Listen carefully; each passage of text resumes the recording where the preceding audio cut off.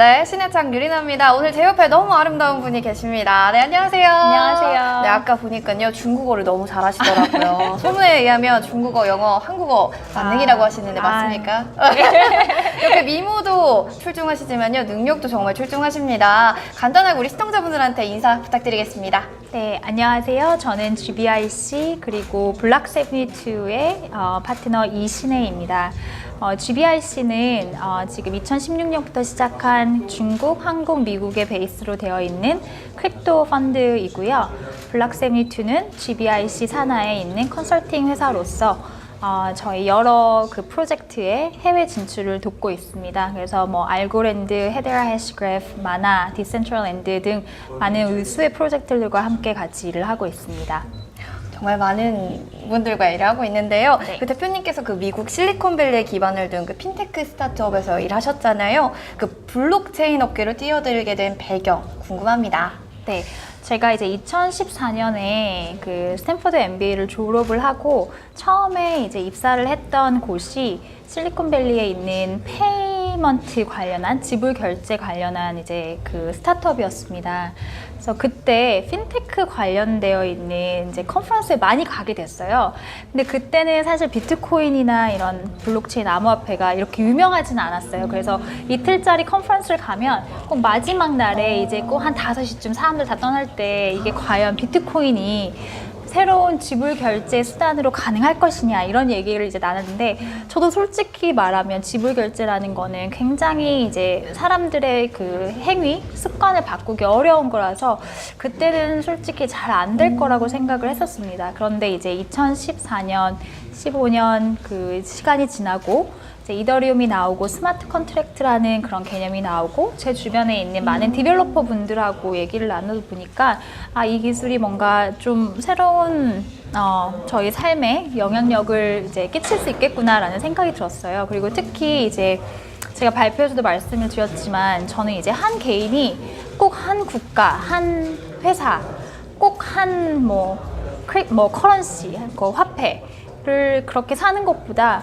뭐 제가 한국인이지만 필요에 따라서는 뭐 유럽에 가서 살고 그렇지만 뭐 조직은 뭐 꼭 하나의 조직에 그 속해 있는 것보다 여러 가지 다른 자기가 하는 일을 하고 기여를 하죠. 자기가 낸 컨트리뷰션 기여에 대한 어떤 그 적절한 하고 공정한 그 보상을 받을 수 있다면 그런 게 사실 되게 그 진화된 인류의 모습이 아닐까? 이제 그 블록체인에서 말하는 어떻게 보면 proof of work, proof of stake 뭐 이런 것들로 이제 되는 건데 그래서 이제 저는 그런 블록체인 정신이 마음에 되게 들었습니다. 그리고 진짜 이제 아무래도 저는 이제 한 번도 이게 내가 진짜 풀타임으로 커리어로 해야겠다라는 생각을 한 적은 별로 없었었는데 제가 원래 이제 그 실리콘밸리에 있는 전통적인 벤처 캐피털에 들어가려고 했어요. 근데 아무래도 미국 실리콘밸리 벤처 캐피탈 보면 굉장히 어떻게 말할까 그 화이트 메일 도미넌트한 인더스트리라고 하는데 결국은 기득권이 다 있습니다.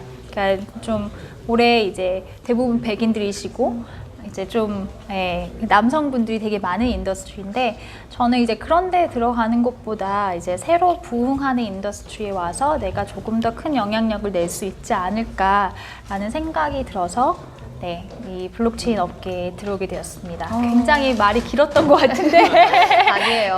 네, 정말 많은 스토리를 담고 있었기 때문에 또 이렇게 성장하고 또 이렇게 잘 되고 있다라고 생각이 드는데요.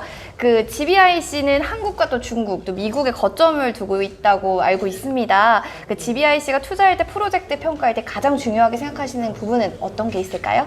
네, 그러니까 첫 번째로는 Y 블록체인이 되게 중요한 것 같아요. 그러니까 정말 이 블록체인이란 기술에 대해서 어떻게 보면은 신앙 같은 그 정도의 믿음이 있고 이 블록체인 기술을 잘 이해를 하느냐는 너무 중요해요. 왜냐하면 특히 이제 2017년, 2018년에 ICO 붐이 오면서 그냥 능력이 안 되고 블록체인에 대해서 필요가 없는 그런 업체들도 그냥 자기네 그냥 기존의 사업에다가 블록체인만 얹으면 펀드레이징이 되게 쉬워졌기 때문에 그냥 블록체인을 한다고 너도 나도 말했던 그런 시대가 있었던 것 같아요. 근데 그런 업체들은 올해 이제 잘 할 수 있는 가능성이 조금 더 떨어지기 때문에 저는 첫 번째로 Y 블록체인에 대해서 잘 할 수 있는 곳, 그리고 두 번째는 지금은 많이 바뀌긴 했지만 결국은 저는 스타트업 투자랑 굉장히 비슷하다고 생각이 들거든요.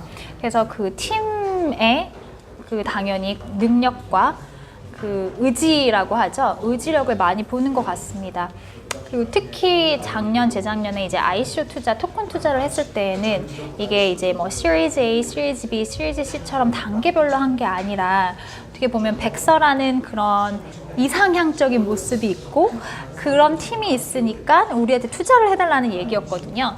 근데 그런 투자를 하려면 그 팀을 볼 수밖에 없는 것 같아요. 저는 사실 성공한 스타트업, 이거는 블록체인이건 기존에 있는 모바일 스타트업이 상관없이 결국은 성공한 스타트업들은 10%의 아이디어와 90%의 실행 능력, 그리고 그 실행 능력은 결국 팀에서 온다라고 생각을 하고 있기 때문에 팀은 사실 굉장히 중요한 요소 중에 하나인 것 같습니다.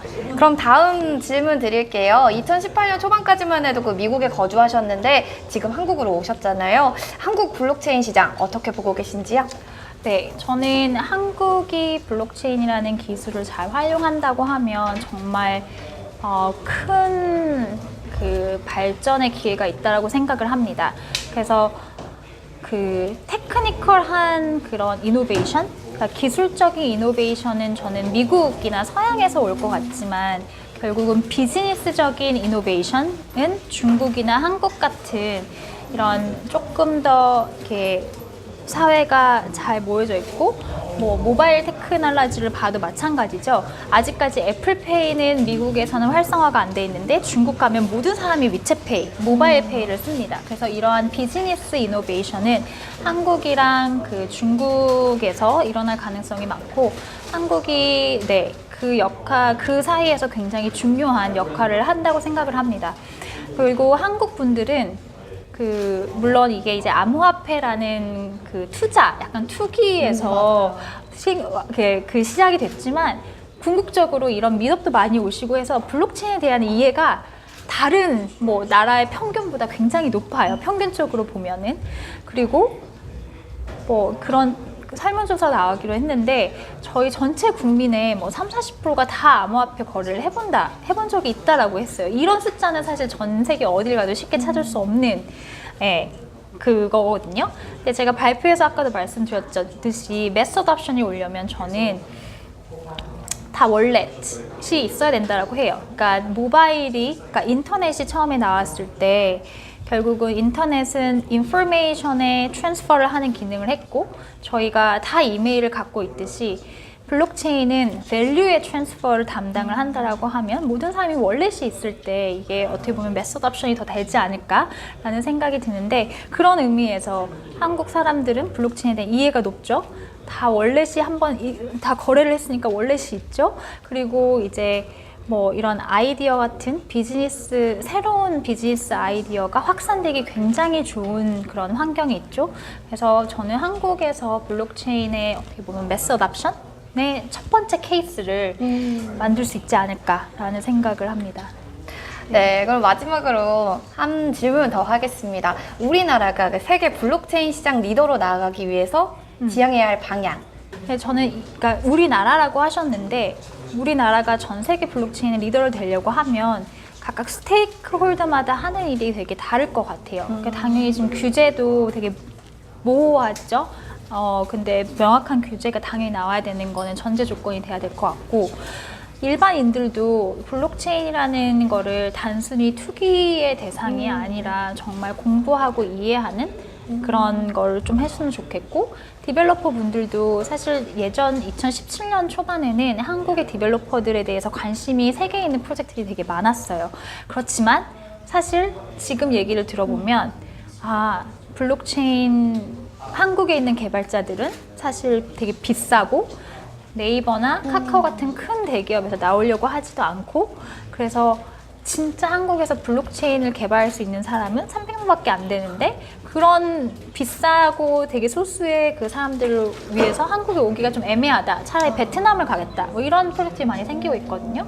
그래서 저는 이제 개발자분들도 좀 이제 새로운 기술이기 때문에 오픈 마인드로 좀 보셨으면 좋겠고, 당연히 프로젝트를 하시는 분들의 역량도 되게 중요합니다. 제가 아까 투자 선택을 하는 것 말씀드린 것처럼 이거를 단순히 투자 펀드레이징을 하는 욕적이 아니라 정말 블록체인이 인류에 가져줄 수 있는 영향력을 생각을 하시고 왜 내가 이 블록체인 기술을 활용해야 되는지를 좀 더 깊게 고민을 하고 프로젝트를 진행하셔야 될 것 같고요. 당연히 저희 같은 투자자나 엑셀레이터도 좋은 프로젝트들을 잘 선별하고 하는 일이 전체 이제 저희 다 모든 스테이크홀더가 같이 노력을 해야 될 것 같습니다. 네, 오늘 좋은 말씀 해주셔서 너무 감사합니다. 고맙습니다. 네, 감사합니다.